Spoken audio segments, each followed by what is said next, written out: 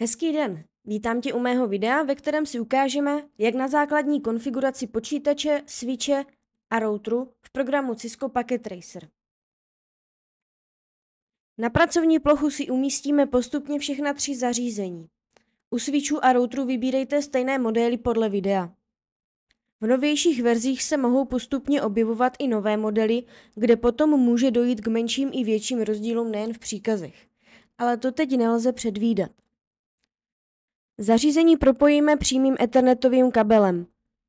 U switche máme možnost využít jak fast ethernetové, tak gigabit ethernetové interfejsy. Rozdíl mezi nimi je, že fast ethernet nabízí rychlost maximálně 100 megabitů za sekundu, oproti tomu gigabit ethernet až 1 gigabit za sekundu, což je 10krát rychleji než fast ethernet. Jelikož se budu snažit v programu přiblížit co nejvíce reálné situaci, kdy na zařízeních není opravdu nic nastaveno, je nutné se tedy připojit fyzicky konzolovým kabelem nejdříve k routeru a potom také ke switchi. Zařízení máme fyzicky zapojená a nastartována, nyní si musíme určit síťovou IP adresu. Využijeme privátní třídní IP adresu 192.168.1.0 s prefixem 24. Na router i switch budeme nastavovat vždy nejnižší dostupnou IP adresu z daného rozsahu.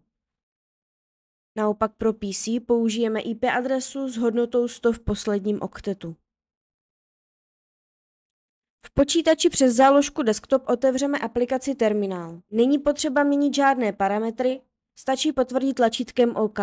Po úspěšném navázání spojení vidíme router prompt s dotazem, jestli chceme spustit úvodního konfiguračního průvodce. Napíšeme první příkaz, který je No, a potvrdíme Enterem. Jedna z prvních důležitých konfigurací, která musí na novém zařízení proběhnout, je jeho pojmenování, tedy hostname. Pomocí postupného zadání příkazu Enable a Configure Terminal se dostaneme do globálního konfiguračního režimu.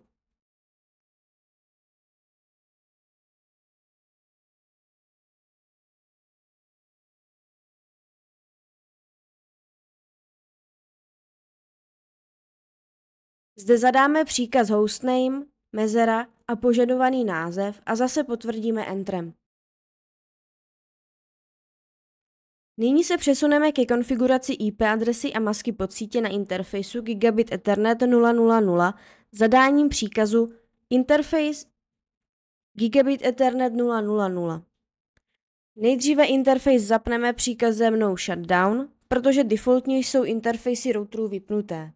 Nezáleží však na pořadí, jestli nejdříve nakonfigurujete IP adresu a masku a pak až zapnete, je to jedno.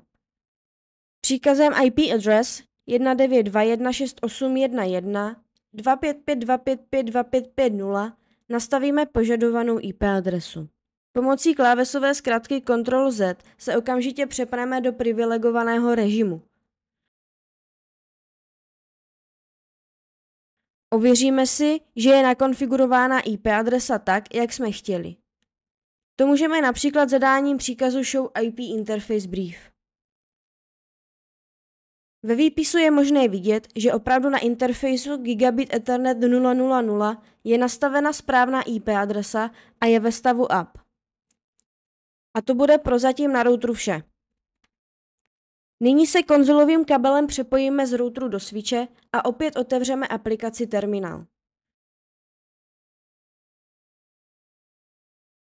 Zopakujeme první krok v základní konfiguraci a pojmenujeme zařízení.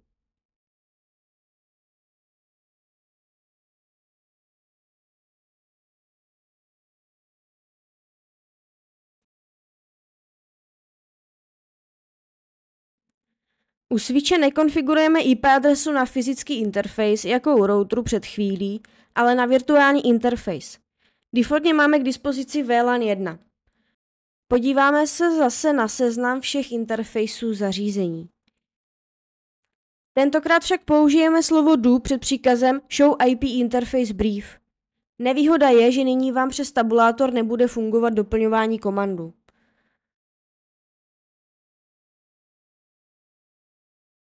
S Stisknutím mezerníku si necháme vypsat všechny. Úplně na konci vidíme VLAN 1 bez IP adresy a ve stavu admin down. Naprosto totožným postupem se stejnými příkazy nastavíme IP adresu na switchi jako na routeru, jenom na místo názvu fyzického interfejsu napíšeme konkrétní VLAN.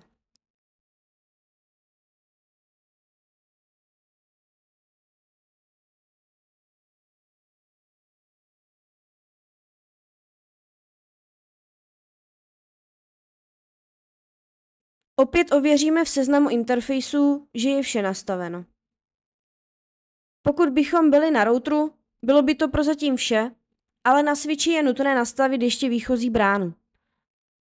A to příkazem IP default gateway 192.168.1.1, což je IP adresa interfejsu routeru. V neposlední řadě také provedeme IP konfiguraci na počítači a ověříme v příkazovém řádku příkazem ping.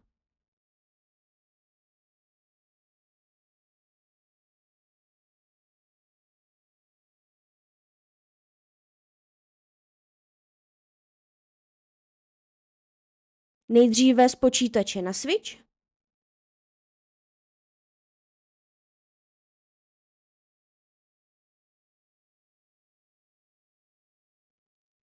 a potom také z počítače na router.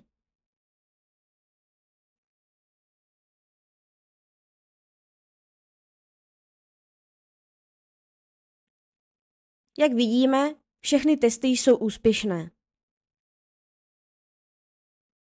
V případném dalším videu nebo videích bychom si mohli ukázat, jak na základní zabezpečení, vzdálený přístup, směrování, VLSM a podobně.